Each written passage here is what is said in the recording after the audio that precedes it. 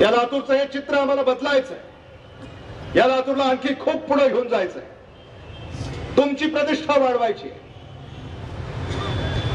तर या महाराष्ट्र विधानसभेच्या निवडणुकीमध्ये तुम्हाला जे मतदान करायचंय हे मतदान विचारपूर्वक करायचंय। या लातूरचा आवाज महाराष्ट्रामध्ये कोण बुलंद करू शकतो याची निवड आपल्याला करायची। कोणामध्ये ती धमक आहे, कोणामध्ये ती क्षमता आहे, हे ठरवण्याची वेळ आलेली आहे। लातूर शहर विधानसभा मतदारसंघामध्ये 40 उमेदवार उभे होते,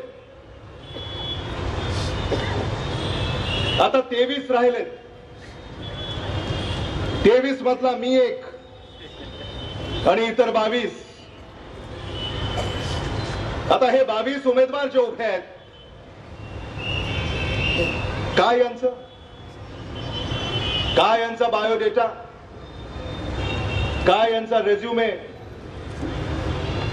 नोकरीला सुद्धा कुठे अर्ज द्यायचा असेल तर बायोडेटा द्यावा लागतो। आता मी तुमच्याकडे नोकरीचा अर्ज घेऊन आलोय आणि माझा बायोडेटा माझ्या हातामध्ये आहे।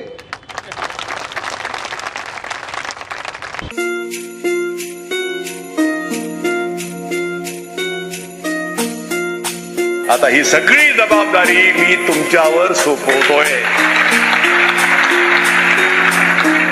आणि म्हणून त्याच जिद्दीनं, त्याच तयारीनं आपण सर्वांनी कामाला लागावं एवढं सांगतो।